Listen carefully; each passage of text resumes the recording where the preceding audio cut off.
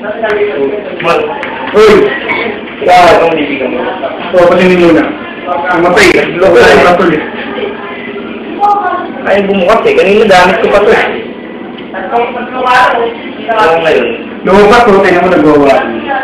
Hindi, biglang namatay eh. Sabi na, tatawa ako eh. Pag naalala ko itong yun. Naalala mo nung punta tayo Berlin, pumunta tayo. Si Berto sa akin ng dalang sigarilyo. Tapos, ako, menthol. Eh, wala akong dalang yun. Hindi ka makainin sa kasi hindi mo naman. Oo, naglalala ko na yan. Kung bumili tayo sa gas station, di ba? Buti kala ko nga, makakatipid ako nun eh. Kaya visit ako. Bad trip ako nun. Dahil makakakala ko, isang euro lang. Parang limang euro. Eh, kung euro sa atin yun, kala rin yun ha, ilang pakete pa. Wala ka ng euro yun. Kaya ako nga dito nung pumunta akong dito. Ilan ang dala ko? Ang dami kong dala nun, siguro. Kalahati na siya. Kasi alam ko na yung lalagi ko doon eh. Ang hirap ng brand natin. Hintay niya yun. Kaputukan niya ito. Nagulat nga sila doon na meron palang gantong menthol sa Pilipinas. Yung isa, amaze na amaze, pinicture pa nga eh. Eh, yung presyo dun, parehas lang ba ng presyo ng Yossi dito sa atin? Siguro, sakto lang kasi yung shawarma doon, makita mo yung shawarma doon. Parang kasing halaga lang din yung shawarma doon yung isang kahan ng Yossi. Yung iba nga parang mas gusto ka nila kumain kaysa yung fit ng Yossi. Yung isang kasama ko, di nagtapakasya, sabi niya, ano daw itong klase ng Yossi? Sabi ko tayo mo, nung tinis mo yung isa, minit mo yan na ako sa kapan. Hindi ka na tinandala. Oo. Sangin na yun. Ibig sabihin, dito lang sa atin mura Yossi, no? Kahit maya kang magtindi, tapos kahit pagkatapos kumain, pag-jerbak ka, tapos kahit nagsusulo ka ng Yossi, o kung may kainuman, makakapag-Yossi ka. Kasi mura.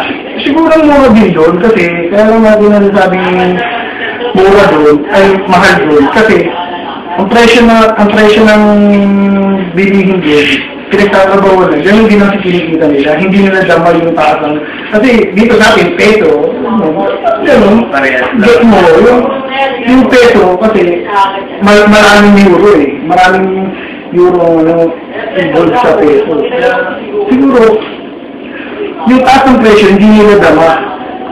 Tayo lang nakakabama kasi dahil tayo doon.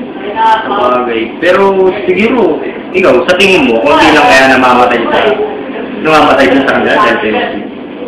Dahil sa taas ng Yossi? Dahil sa mahal ng Yossi?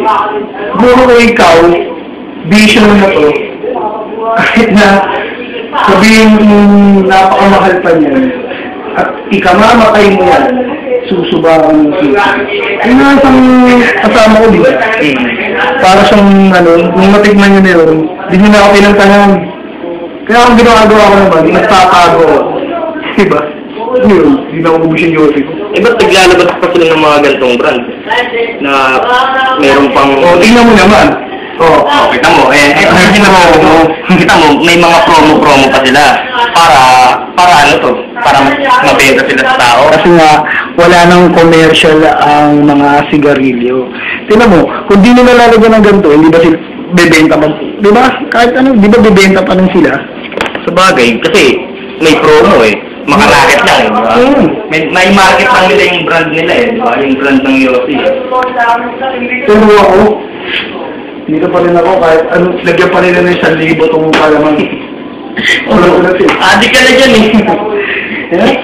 Ano ba yung ginagawa mo? Ito yung kanta na namin eh. Parang gano'n. Adik ka rin! 1, 2, 3.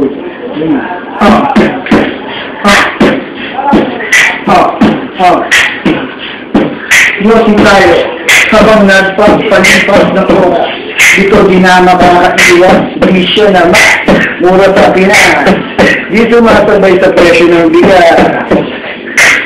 Wala. Kasi, ikaw, walang tingin mo galing dito. Diskartehan mo na kung ano yung mas magandang kasalit. Kasi yung music ko. Kasi itong kanina, di ba yung ginagawa natin? Natapos mo na. Ngayon, sundan mo na lang kung ano mas okay na ilagay pa. Hindi lang ako. Okay, balik agad ah. Salamat.